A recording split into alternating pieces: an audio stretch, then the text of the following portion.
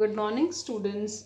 From today, we are going to start our PT2 syllabus of SSC, and we'll start our PT2 syllabus with history chapter number 4, the Mughal Empire. Students, in our previous chapter, we studied about the Delhi Sultanate period, and in which we studied the five dynasties: Sayyid dynasty, Lodi dynasty, Tughlaq dynasty, Slave dynasty, and Khilji dynasty. Now, the Sayyid and Lodi's ruler failed to decline the Delhi Sultanate. The last two dynasties, Sayyid and Lodi's, they failed to stop the decline of Delhi Sultanate. Delhi Sultanate जो थी last में decline हो गई.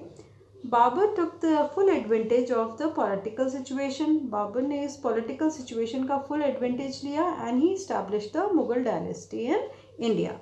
So in this chapter we will study about the Mughal dynasty. Now before starting the chapter, let's have some quick view on the key points which we will study further in this chapter. How the Mughals established their empire in India, about the Mughal rulers, the policies followed by the Mughals, administrative and the religious, why the mighty Mughal empire declined. These are some important points which we will discuss in this chapter. So student, let's start with our chapter number 4. The Mughals. The Mughals claim to be the descendant of Genghis Khan, the ruler of Mongol tribes of China and Central Asia, and from their mother's side. कि मुगल को हम claim करते हैं, मुगलों को माना जाता है कि वो डिसेंडेंट थे. डिसेंडेंट मीन्स होता है वंशज. किसके वंशज थे? जंगीज खां के वंशज थे.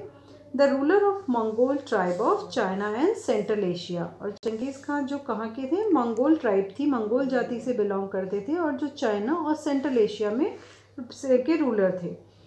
फ्रॉम द मदर साइड, कि उनकी माँ जो थी वो मंगोल, चाइना और सेंट्रल एशिया की थी. और from the father side they were the 5th generation descendant of Timur. और अपने पिता की साइड से अगर हम उनको देखते हैं तो वो 5th जनरेशन थे. किसके वंशज थे? तैमूर के वंशज थे. who had attacked Delhi in 1398. The name of Mughal was derived from the word Mongol. कि जो मुगल का जो नाम है वो भी कौन से वर्ड से निकल कर बना है? मंगोल वर्ड से निकल के ही मुगल वर्ड बना है. The Mughals followed the Timuride tradition of succession in which the inheritance of the throne was shared among the brothers. कि मुगल्स ने ही तैमूराइड ट्रेडिशन, यानी तैमूर के वंशजों का जो ट्रेडिशन था, उनकी जो तैमूर की परंपरा थी सक्सेशन की, यानी उत्तराधिकार की जो परंपरा थी, सक्सेशन मीन्स होता है उत्तराधिकार, उसकी जो परंपरा थी उसी को ही फॉलो किया. थ्रोन की जो सिंहासन पर बैठने की, जो कि एक भाई के बाद दूसरा भाई थ्रोन था.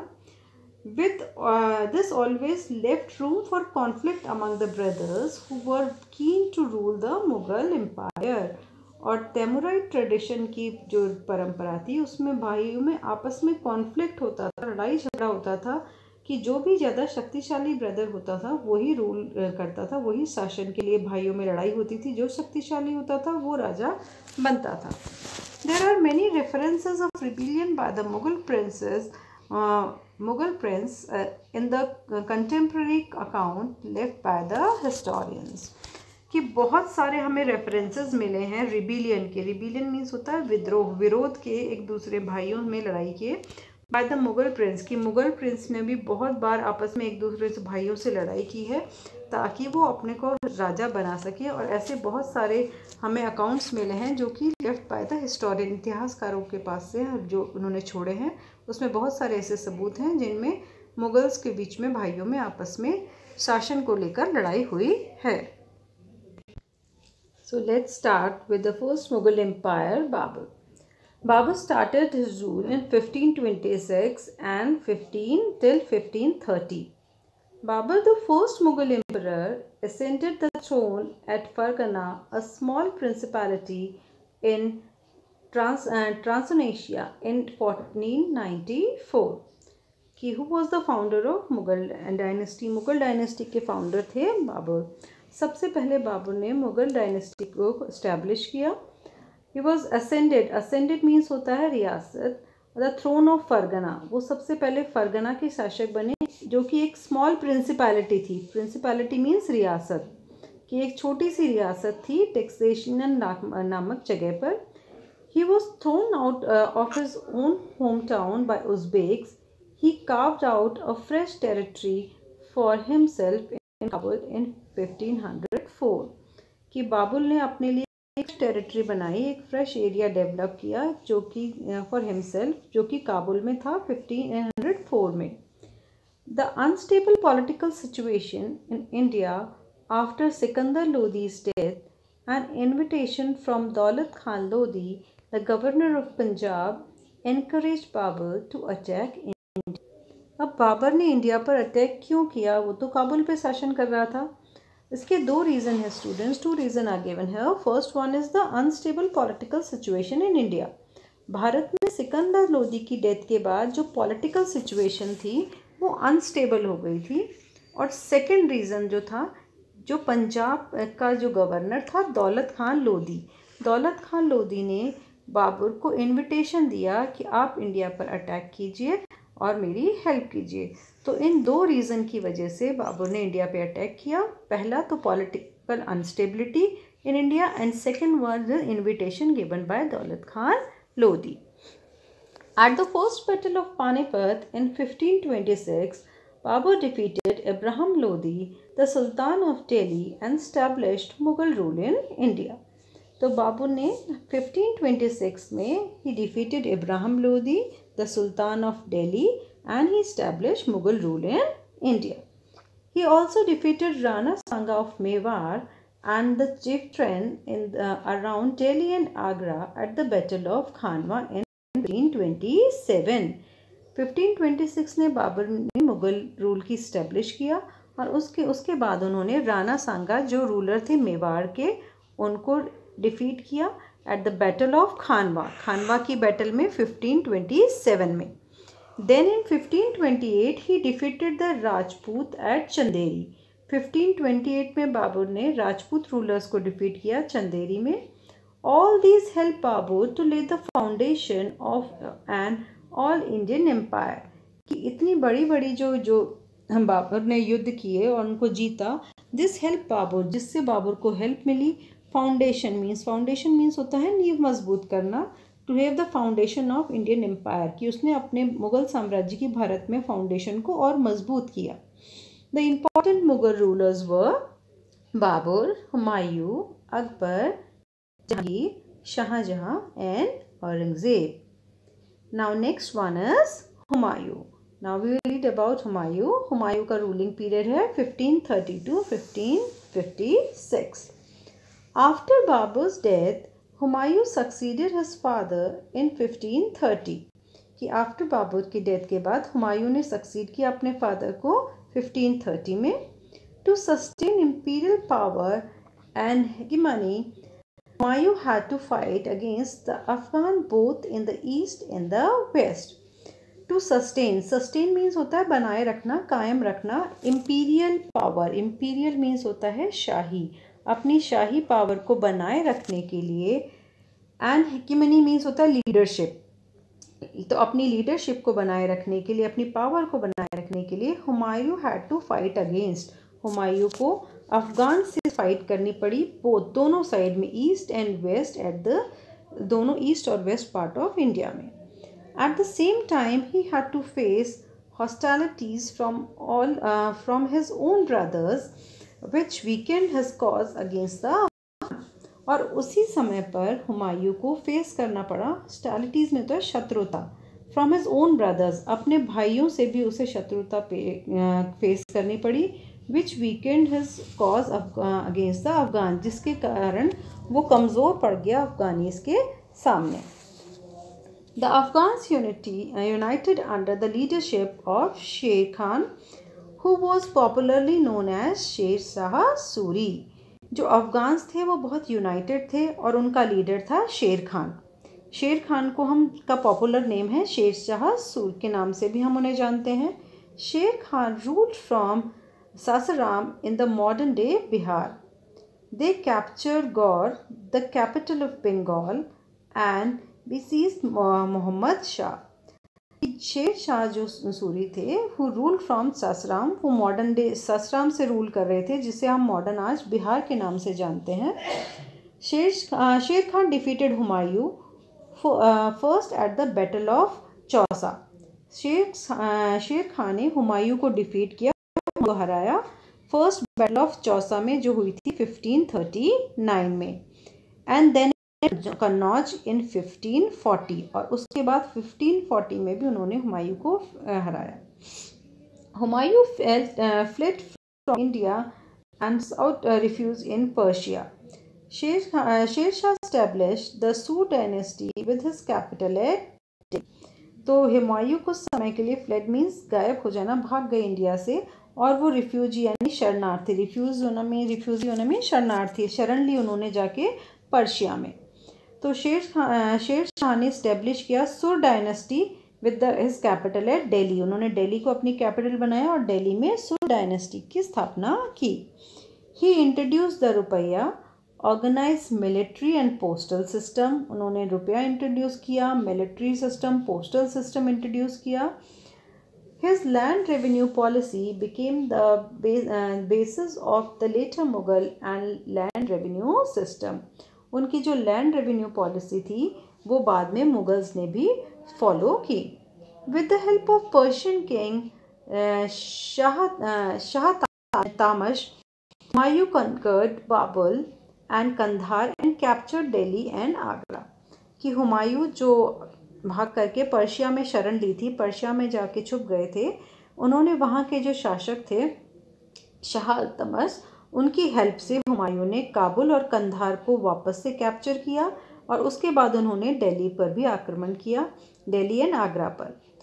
Then he reestablish the Mughal rule in 1555, और उन्होंने मुगल रूल को वापस से इस्टेब्लिश किया 1555 में, बट डाई 1556, लेकिन 1556 में ही उनकी मृत्यु हो गई. लिविंग बिहाइंड हिज माइनर सन अकबर, और उनके पीछे वो अपने बेटे को छोटे से बेटे अकबर को छोड़कर चले गए. Now let's study about Akbar.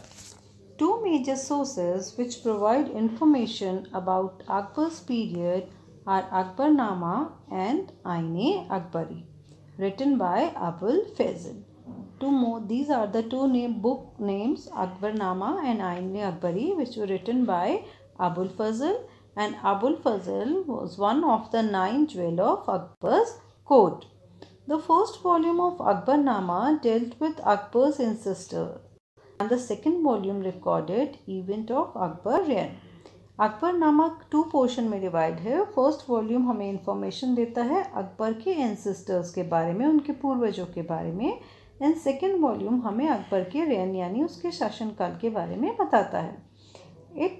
Its concluding portion consists of an account of Akbar's administration, agrarian system, and its empire is known as Ain-e-Akbari. Akbar का जो पोर्शन हमें आईन-ए-अकबरी, वो बुक है जो अकबर के एडमिनिस्ट्रेशन सिस्टम के बारे में, वहाँ की जो एग्रेरियन सिस्टम है यानी कृषि से रिलेटेड सिस्टम है, सिंचाई व्यवस्था के बारे में बताते हैं. उस बुक को हमने नाम दिया है आईन-ए-अकबरी, जो अकबर के पूरे सिस्टम के बारे में बताता है. It also provide rich statistical details of crops, yield, prices, wages, revenue. जो उनके क्रॉप्स के बारे में, फसलों के बारे में, उनकी प्राइस क्या थी, उनकी वेजेस क्या थी, उनके रेवेन्यू सिस्टम कैसे थे, उन सब के बारे में हमें डिटेल इन्फॉर्मेशन देती है. Akbar was only 13 years old at the time of Humayun's death. After his coronation in 1556 CE, his tutor Bahram Khan took over as regent. कि Akbar when Humayun was dead, Akbar was only 13 years old. Akbar केवल 13 साल के थे. And after his coronation means होता है राज तिलक. अकबर के राज तिलक के बाद जो 1556 में उनके जो ट्यूटर थे बहराम खान, उन्होंने शासन अपने अधिकार में ले लिया, और वो एक रीजन मीन्स होता है संरक्षक, एक संरक्षक के रूप में पूरा राज संभालने लगे. He became of the kingdom and with the title of खाने खाना. उन्होंने अपने आप को बैराम खान को टाइटल दिया गया खाने खाना। He became powerful while ruling at Akbar's name, वो अकबर के नाम से शासन किया करते थे। One of the major achievement of his legacy period was the defeat of Humayun, और उनकी इम्पॉर्टेंट जो अचीवमेंट मानी जाती है बहराम खान की वो है when he defeated Hemu, when he defeated Hemu the वज़ीर ऑफ सो डायनेस्टी। तो हेमू कौन थे? द वज़ीर of so dynasty and the Afghan forces in the Second Battle of Panipat in 1556, who posed the serious threat to the Mughal Empire. और Second Battle of Panipat took place in 1556, who posed the serious threat to Mughal Empire, जो Mughal empire के लिए एक serious threat थी, एक बहुत भयानक युद्ध था जिसमें मुग़ल एम्पायर ने जो हेमू और अकबर के बीच में लड़ा गया। Now, expansion policy. At first, Akbar took steps to end the conflict within the nobility. He suppressed the revolt of his half-brother Mirza Hakim, the governor of Kabul, and the Uzbeks who were unhappy with Akbar's growing stature. कि अकबर की expansion policy के बारे में पढ़ रहे हैं कि सबसे पहले अकबर ने एंड किया कॉन्फ्लिक्ट विद द नोबल, अपने नोबल्स के साथ जो उनके कॉन्फ्लिक्ट थे उनको दूर किया। Then he suppress the revolt, suppress करना मीन्स होता है दबाना। फिर उन्होंने जो उनके हाफ ब्रदर थे मिर्ज़ा हाकिम जो काबुल के गवर्नर थे, उनके जो विद्रोह था उसको सप्रेस किया। Then he suppress the revolt of the Uzbeks, फिर उन्होंने उज़्बेक्स जो अकबर के ग्रोइंग पावर को देखकर अनहैप्पी थे उनको दबाया। देन अकबर एम्बार्क्ड मीन्स होता है स्टार्ट, फिर अकबर ने एम्बार्क की, started on the expansion policy, फिर अकबर ने अपनी एक्सपेंशन पॉलिसी, एक्सपैंड करना मीन्स फैलाना, एक्सपेंशन पॉलिसी स्टार्ट की। He entered into the conflict with different powers, उन्होंने अलग अलग जो पावर्स थी, शक्तियाँ थी, उनके साथ कॉन्फ्लिक्ट किया, लड़ाई किया। Like Rajput in Rajputanas, Afghan in Gujarat, Bihar, Bengal, and the Deccan kingdoms like Bijapur, Golconda, and Ahmednagar. Between 1570 and 1585, Akbar managed to capture the area of Gujarat, Bihar, and Bengal, and he reduced the power of Afghans. कि 1570 से 1585 में अकबर ने बिहार, गुजरात, बंगाल की जो powers थी उनको reduce किया। Power of Afghan, जहाँ पे अफगान्स की पावर थी उस एरिया को अफगान की पावर्स को रिड्यूस किया, कम किया। Between 1585 to 1591 Akbar also establish his control over Kabul, Kandahar, Kashmir and Sindh. और 1585 से 1591 के बीच में अकबर ने अपनी कंट्रोल किया काबुल, कंधार, कश्मीर एंड सिंध पर। After 1590, Akbar undertook a planned Deccan policy to bring these states under Mughal control. Gradually, Mughals' territory in the Deccan came to include Ahmednagar and Khandesh. 1519 के बाद अकबर ने अपनी जो पॉलिसी थी वो डेक्कन यानी तो इंडिया का जो डेक्कन पोर्शन है उसकी तरफ एक्सपैंड की, और उन्होंने डेक्कन के जो स्टेट थे अहमदनगर, बरार और खानदेश को अपने अंडर में कंट्रोल किया। Akbar and the Rajputs. Akbar knew that to have a stable empire he must control the large territories under Rajput kings in the neighboring region of Rajputana. Akbar knew very well that if he want to maintain a stable or a big empire, कि अकबर जानता था कि अगर वो stable और big empire establish करना चाहता है then he has to control the large territory under Rajput kings. तो राजपूत किंग्स के अंडर जो लार्ज टेरिटरीज हैं उनको उसे अपने अंडर कंट्रोल करना होगा। Akbar try to win over the Rajputs wherever possible and inducted Rajput kings into Mughal service. कि अकबर ने जितना हो सके कोशिश की कि राजपूत को, जहाँ भी राजपूत रूलर्स हैं, जितनी पॉसिबिलिटी हो उन्हें इंडक्ट कर सके। इंडक्ट करना मीन्स होता है शामिल करना, अपने साथ शामिल करे और उन्हें मुगल सर्विस में ले।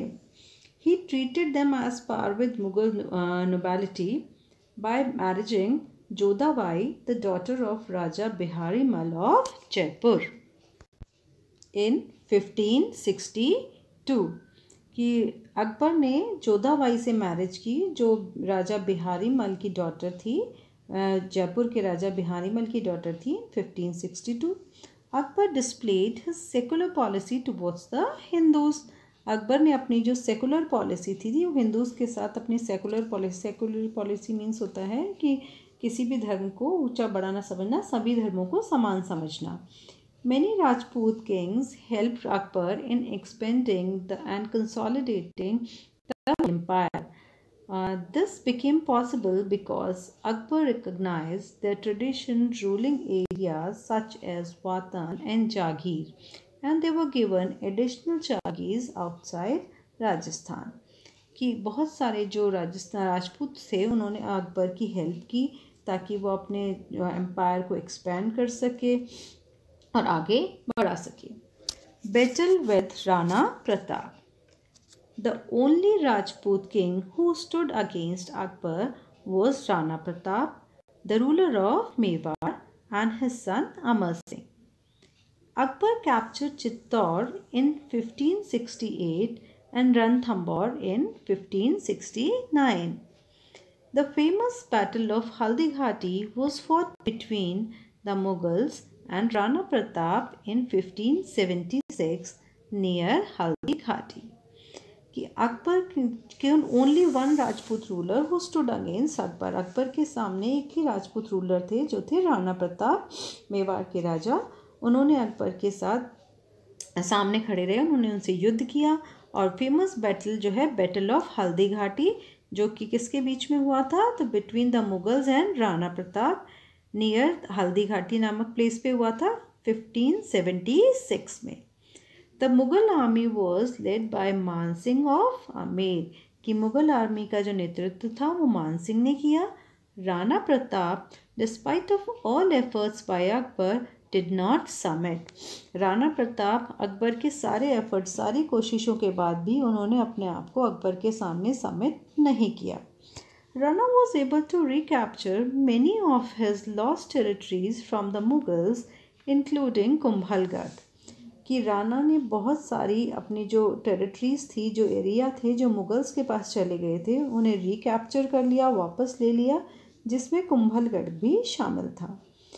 He established his new capital at Chavand and was thus able to secure the honor of Mewar. और इस तरह से राणा प्रताप ने अपनी नई कैपिटल बनाई चावंद में, और वो अपने जो राजपूत के जो ऑनर थे, सम्मान था मेवाड़ का, उसको बचाने में सफल रहे. Now Jahangir. Jahangir, the son of Akbar, came to the throne after Akbar's death in 1605 CE. He was known for his impartial justice to his people, irrespective to their religious faith. After Akbar's death, Jahangir became the king, and he was a very impartial king. वो बहुत ही निष्पक्ष राजा थे, बहुत ही अच्छे से बिना किसी difference के जज करते थे. He continued Akbar's policy and earned respect from all spheres of society. कि उन्होंने अकबर की पॉलिसी को ही कंटिन्यू किया, और उनके जो समाज में जो सारे स्पेयर्स थे, सभी लोगों में उनकी सोसाइटी में रिस्पेक्ट थी. Mughal rule under Jahangir was noted for political stability, brisk economic activity, beautiful painting and monument building. कि जहांगीर का जो पीरियड है वो जाना जाता है पॉलिटिकल स्टेबिलिटी के लिए, ब्रिस्क इकोनॉमिक एक्टिविटी, यानी इकोनॉमिक एक्टिविटी, आर्थिक गतिविधियाँ थी बहुत तेज़ हुई, beautiful painting and monumental buildings बनाई गई, बहुत सारे मॉन्यूमेंट्स बनाए गए. By the beginning of the 17th century, the Mughal Empire has acquired unparalleled military strength and economic prosperity. कि बिगिनिंग ऑफ 17th सेंचुरी तक मुग़ल एम्पायर में एक्वायर करना मीन्स प्राप्त कर लेना, बहुत मिलिट्री स्ट्रेंथ, अपनी जो मिलिट्री की ताकत थी उसको बहुत ज़्यादा डेवलप कर लिया था, और इकोनॉमिक प्रॉस्पेरिटी भी बहुत ज़्यादा थी. Jahangir rain was however marked by several revolts. Guru Arjan Dev was martyred during this period, thus alienating the Sikh community. Even Jahangir's son, Prince Khurram, rebelled against him in the last year of his reign. Jahangir का जो शासनकाल था उसमें बहुत सारे revolts हुए. Even Guru Arjun Dev was martyred during this period. Guru Arjun देव भी इसी पीरियड में शहीद हुए और जिससे सिख जो कम्युनिटी थी उनमें उसका जहांगीर के खिलाफ विरोध हो गया. उन्होंने जहांगीर का विद्रोह किया. जहांगीर के जो सन थे प्रिंस खुर्रम, उन्होंने भी अपने पिता के खिलाफ विद्रोह करना शुरू किया. During Jahangir's time European traders had started coming to India. In 1608, Captain William Hawkins, a representative of the East India Company, came to Jahangir's court. 1608 में कैप्टन विलियम हॉकिंस जो ईस्ट इंडिया कंपनी के रिप्रेजेंटेटिव थे जहांगीर के court में आए. The first ambassador of the Mughal court was sir Thomas Roe. First ambassador Mughal court के जो थे वो थे sir Thomas Roe, who came in 1615. He was able to secure many trading facilities for the British traders and the first English trading post was established at Surat. Now let's study about Shah Jahan. After his father's death, Shah Jahan or Prince Khurram ascended the throne in 1628. He faced two major revolts during the early part of his rule by Khan Jahan Lodi and by Jujhar Singh of Bundelkhand. कि शाहजहां जिन्हें हम खुर्रम के नाम से भी जानते हैं, 1628 में he came to the throne and he faced two major revolts. उन्हें दो major revolts का सामना करना पड़ा. First was from the Khan Jahan Lodi and second was Jujhar Singh of Bundelkhand. There was a famine and plague in the large part of Gujarat, Khandesh and Deccan in which thousands of people died. During his period, two major problems were there. First was a famine and another one was plague in the part of Gujarat, Khandesh and Deccan in which thousands of people were died. Abdul Hakim Lahori described in his account the strategies adopted by Shah Jahan to control situation of famine and plague. कि अब्दुल हामिद लोदी ने अपनी जो accounts हैं उनमें describe किया है कि शाहजहां ने कौन सी स्ट्रैटेजीज अपनाई उस सिचुएशन को कंट्रोल करने के लिए. The Nizam Shahi dynasty of Ahmednagar was put under Mughal control by Shah Jahan. Nizam Shahi dynasty Ahmednagar की जो थी वो मुगल्स ने अपने अंडर कंट्रोल में ली. The Deccan Sultanate of Bijapur in Golconda accepted his supremacy in 1636 और 1636 में डेक्कन के जो सुल्तान थे, सल्तनत पीरियड थे, बीजापुर और गोलकुंडा के जो सुल्तान थे उन्होंने भी मुगल्स को उनकी सुप्रीमेसी को एक्सेप्ट किया. He reconquered Khandar in 1638 and routed the Uzbeks at Balkhan in 1647. He also annexed the region of Kamarupa in Assam. इसके अलावा उन्होंने अनेक्स किया. अनेक्स करना मीन्स होता है अधिकार में लेना. कामरूपा जो असम का प्रदेश है उसको एनेक्स किया, अपने अधिकार में किया. Shahjahan shifted the capital of Mughal empire from Agra to Delhi and ruled from the Red Fort. Shahjahan ने अपनी जो मुगल एम्पायर थी उसको शिफ्ट किया आगरा से दिल्ली में and he started ruling from red fort, जिसे हम कहते हैं लाल किला. Okay student, that's all in today's class. I hope you understood the chapter till here. Rest of the chapter will continue in our next class. So till then, take care and have a nice day.